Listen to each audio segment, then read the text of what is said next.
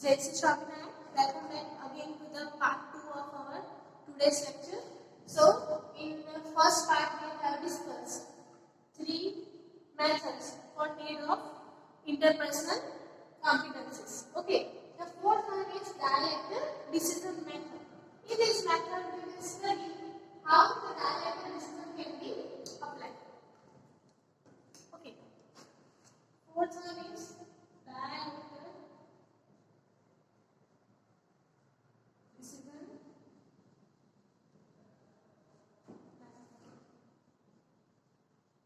Okay direct decision method એટલે આપણે શું કરીએ છીએ ડાયગ્નોસ કરીએ છીએ કોઈ પણ વ્યક્તિ આપણને જે આન્સર આપેલો છે બરાબર એનું વિધાઉટ એની આપણે શું કરી શકીએ કે એને બાયસ થયા વગર બરાબર વિધાઉટ બીંગ બાયસ આપણે શું કરીએ છીએ પણ ડિસિઝન જેને જે આને સોલ્યુશન આપ્યું છે એનું આપણે એનાલિસિસ કરીએ છીએ અને જો એનું એનાલિસિસ સાચું હશે તો આપણે એને યુઝ કરીશું અને એના સોલ્યુશન્સને આપણે અપ્લાય કરીશું સો કોઈ પણ ગ્રુપની અંદર જ્યારે ટાસ્ક આપવામાં આવે છે બરાબર તો દરેક ગ્રુપ મેમ્બર સાથે બે પોર્શન્સ બે મેથડ થ્રુ આપણે ડાયરેક્ટલી ડિસિઝન કરાવી શકીએ છીએ ઓકે તો કઈ કઈ બે મેથડ છે આપણે જોઈએ the first one is where the person is have to provide two solutions of the problem. First one is person has to provide two possible solutions. બરાબર કે કોઈ પણ પ્રોબ્લેમ છે એના બે સોલ્યુશન્સ એને આપવાના અને ઓલસો સ્ટેટ રીઝન્સ ઠીક છે એના માટે તમને આ સોલ્યુશન પર આવે છે એનું આખું શું કરવાનું છે લોકોએ એનું એનાલિસિસ કરીને બતાવવાનું છે કે તમે આ એક સોલ્યુશન તમે આપ્યું બરાબર એ કેમ આપ્યું અને સેકન્ડ સોલ્યુશન તમે આપ્યું છે તો એ શેના કારણે આપ્યું છે okay and the second method is cost effective બરાબર કે જેને આપણે સેકન્ડ લેંગ્વેજ આપણે કહીએ છીએ pay of analysis cost effective or pay off analysis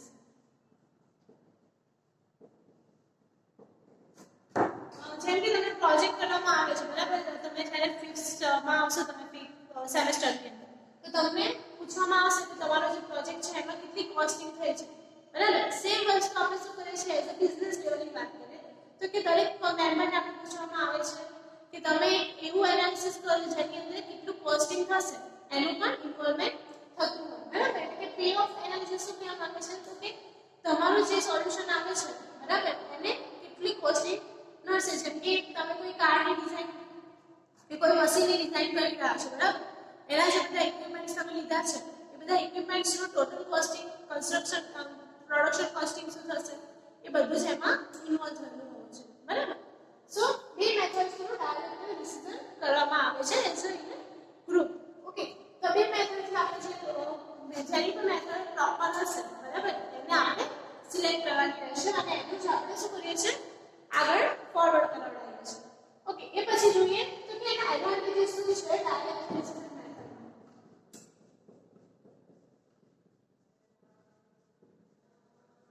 okay જ્યારે આપણે એડવાન્ટેजेसની વાત કરતા હોઈએ તો પહેલું તો શું થાય છે કે કોઈ પણ પર્સનની અંદર એને ડિસિઝન લેવાનું એક આવડત ક્રિએટ થાય છે બરાબર જેને આપણે કહીએ છીએ express ideas independently without any hesitation એ પોતાના આઈડિયાઝને ઇન્ડિપેન્ડન્ટલી એક્સપ્રેસ કરી શકે છે એક્સપ્રેસ their idea independently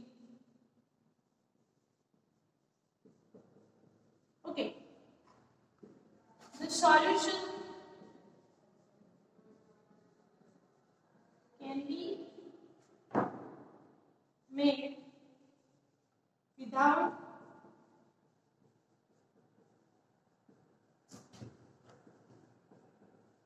biased બરાબર bias એટલે કે આપણે જે પણ કોઈનો પક્ષ લઈને આપણે કામ કરતા હોય બરાબર કે આ મારો સર્વ સંબંધી છે તો એનું કામ છે એને હું વધારે આગળ લઈ જાઉં બરાબર એટલે એના આમાં શું થશે કે તમારું જેને પણ કામ કરેલું હશે બરાબર એની સોલ્યુશન્સ ને જજ થાય બરાબર પ્રોપરલી એવું રાખવું છે આપણે કે વિધાઉટ બીઇંગ બાયસ થયેલું મળશે એડવાન્ટેજ એનો મેઇન છે ઓકે પછી શું કહે છે these methods encourage and facilitates mature and all-side decisions resulting into an ideal optimal decision without the given environment okay કોઈ પણ જે ડિસિઝન લેવામાં આવે છે બરાબર એ વિધાઉટ જે પણ એન્વાયરમેન્ટ છે એને ધ્યાનમાં રાખીને લેવામાં આવે છે અને એ વાતનું ધ્યાન રાખવામાં આવે છે કે આપણા પ્રોડક્શન્સને વધારે બરાબર એટલે આપણું આખું જે પણ હ્યુમન રિસોર્સ મેનેજમેન્ટ છે એ શેના ઓરિએન્ટેડ હોવું જોઈએ તો કે પ્રોડક્શન્સ આપણું વધારે ને વધારે આપણા ક્લાયન્ટ્સ પર બરાબર કસ્ટમર્સ થાય એ પ્રમાણેનું હોવું જોઈએ ઓકે સો એના થ્રુ આપણે એ એડવાન્ટેજીસને પ્રૂવ કરી શકીએ છીએ okay then facilitates the growth of the individual persons બરાબર કોઈ પણ individual persons છે એનો ગ્રોથ વધારી શકે છે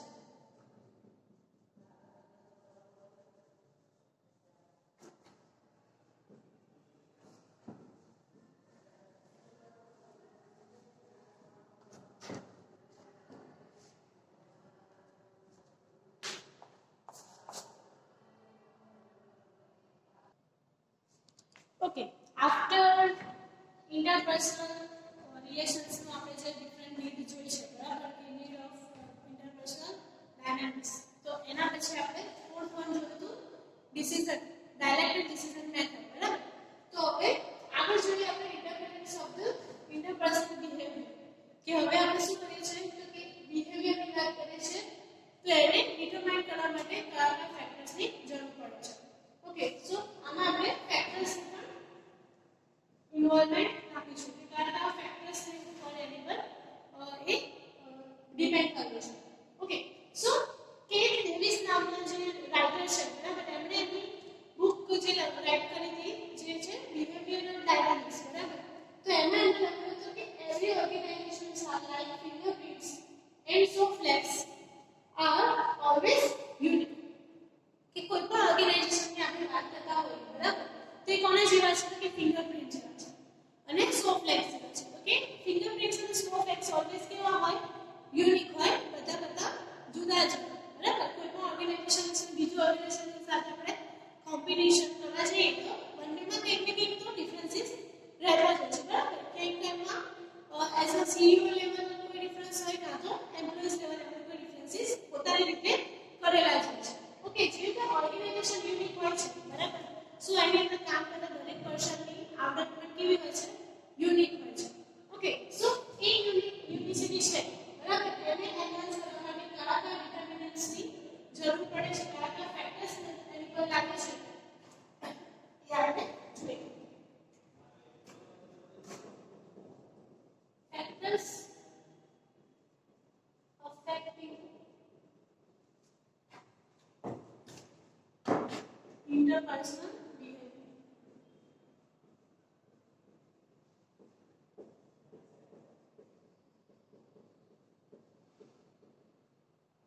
okay તો કયા કયા ફેક્ટર્સ એમાં ઇન્વોલ્વ થાય છે તો છે philosophy and goals of organisation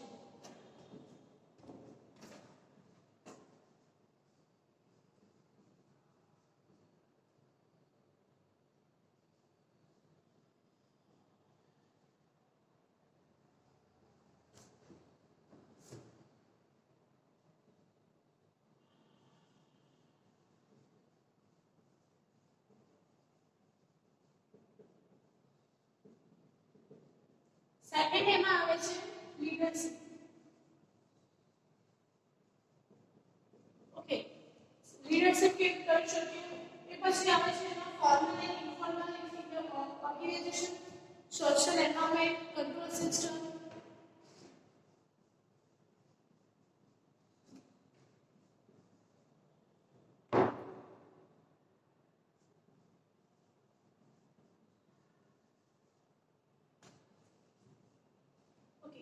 કયા છે તો સોશિયલ એન્વાયરમેન્ટ બરાબર formal and informal organisations and control systems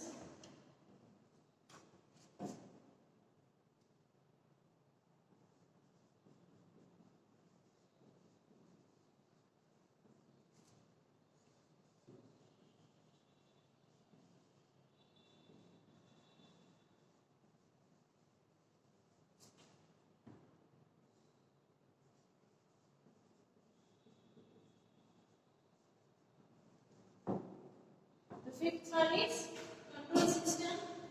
and the sixth one is social system mechanism between the employee, attitude, and the situation.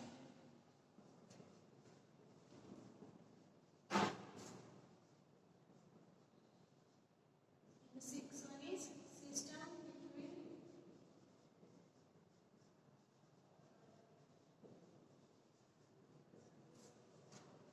employee and situation. Okay, so as a different six types છે એમાંથી આપણે first લઈએ philosophy and goals of organisation. તો પહેલા તો કઈ philosophy પર work કરે છે, બરાબર, એની પર ડિપેન્ડ કરે છે કે કેવી ટાઈપનું હશે. સો when the organization is created by a promoter, બરાબર, કે કોઈ પણ ઓર્ગેનાઇઝેશન છે એને પ્રમોટર થ્રુ ક્રિએટ કરેલું હશે, તો એનું જે ગોલ હશે, બરાબર, શેના માટે હશે, તો કે પોતાના પ્રોડક્શન્સને પ્રમોટ કરવા માટે, વધારે ને વધારે એના સેલ્સ અને એના વ્યૂઝ મળે એવું એનું વિઝન હશે, બરાબર. તો એ વિઝન એનું શું થઈ ગયું, ફિલોસોફી થઈ ગઈ, બરાબર. હવે એનો ગોલ પણ ફિક્સ થઈ ગયો છે, તો એ શું કરશે, એ જ ગોલની આજુબાજુ પોતાના ઓર્ગેનાઇઝેશનને એસ્ટાબ્લિશ કરે છે, બરાબર. તો એનું જે ફિલોસોફી અને ગોલ્સ છે એના કારણે એની યુનિકનેસ દેખાઈ આવે છે, એટલે આપણું ઓર્ગેનાઇઝેશનની વખતે જુદું પડે છે. તો ત્યારે તમે બીજા ઓર્ગેનાઇઝેશનની વાત કરો તો એ બીજા ઓર્ગેનાઇઝેશનનો ગોલ હશે કે એનું પ્રોડક્શન્સ જે એપિયરન્સ છે, બરાબર, એની પર ધ્યાન આપે. જેમ કે જે પણ હાઈ સ્ટાન્ડર્ડ ઓર્ગેનાઇઝેશન છે, જેમ કે BMW છે કે પછી ફરારી છે, બરાબર, પોર્શ છે, તો એ શેના માટે વર્ક કરે છે પર્ટિક્યુલરલી, તો કે એની પ્રોડક્ટ કેવી ને કેવી વધારે ટેકનોલોજી સાથે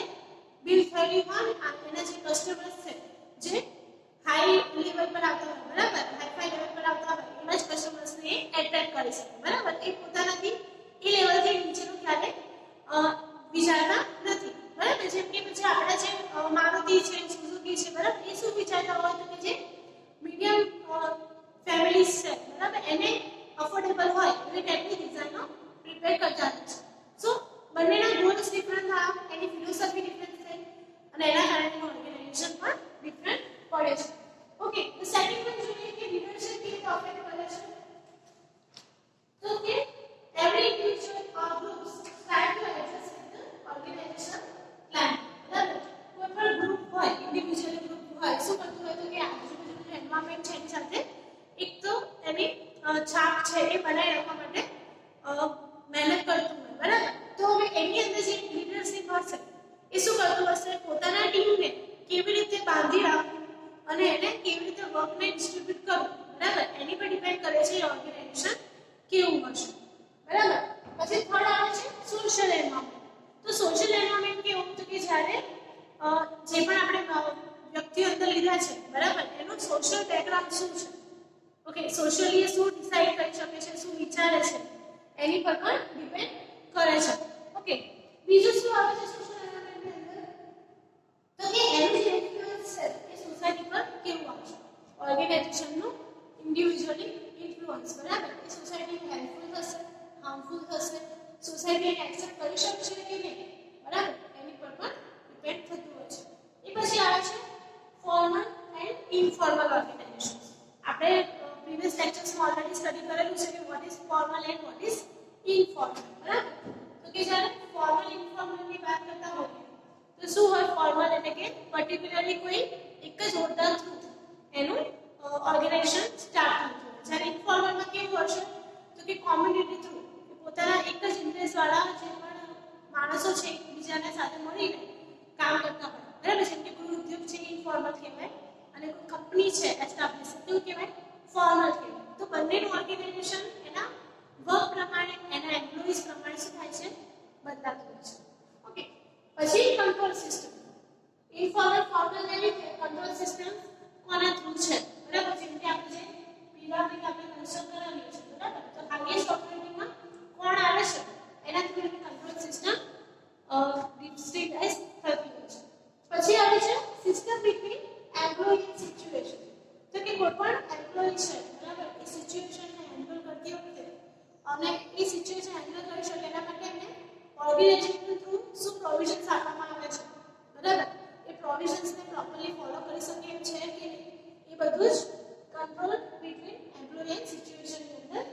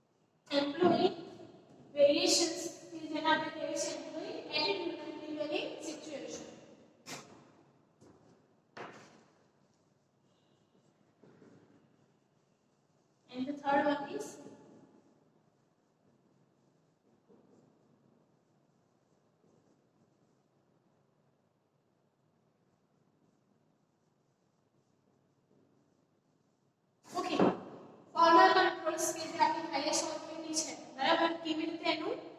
મેનેજમેન્ટ કરતી હોય છે એના થ્રુ પછી એમ્પ્લોઈઝ એટીટ્યુડ કે હવે એને એવું છે કે હું જે કરું છું એ બરાબર જ છે હું કોઈની સામેનું સાંભળું નહીં બરાબર તો એવા એટીટ્યુડ સાથે જો એમ્પ્લોય વર્ક કરતું હશે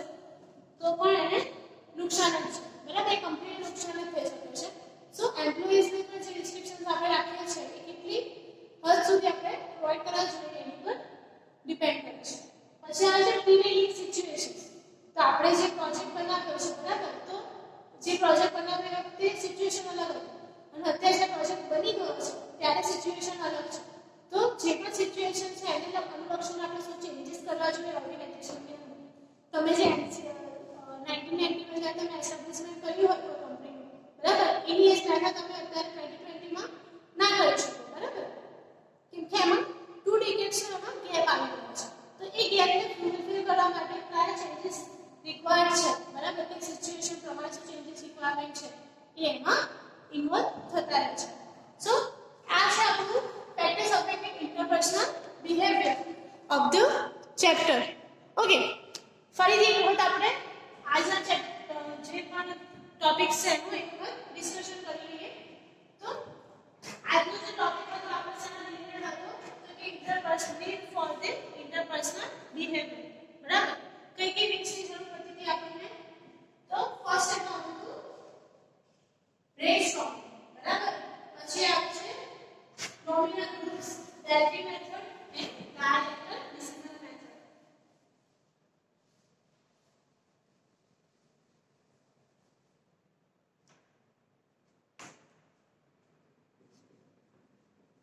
need for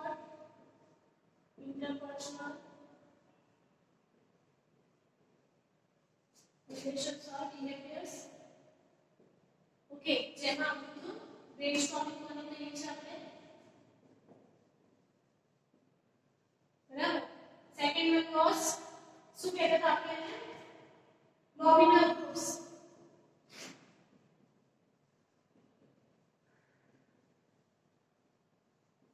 okay the third one was Delphi and the fourth one is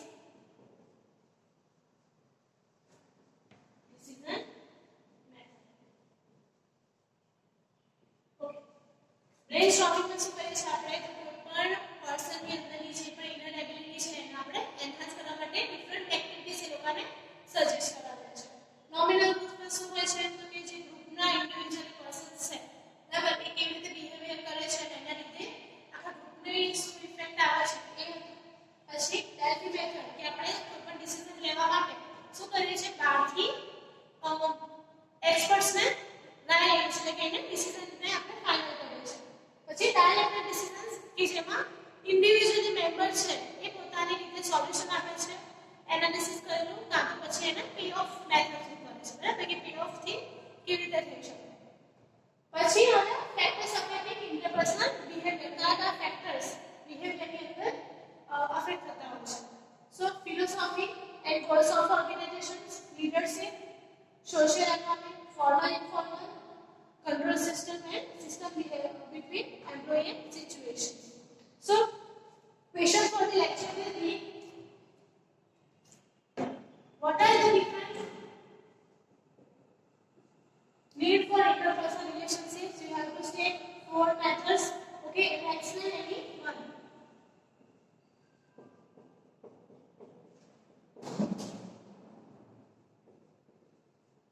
Okay, and the second question is what are the factors affecting interpersonal behavior? You only need to state these 6 type of interpersonal behavior factors. So this is all for the lecture. In next lecture we will continue with this subject and with this topic for further methods. Okay, ત્યાં સુધી જય Shri Swaminarayan. I am Krishna Panchal.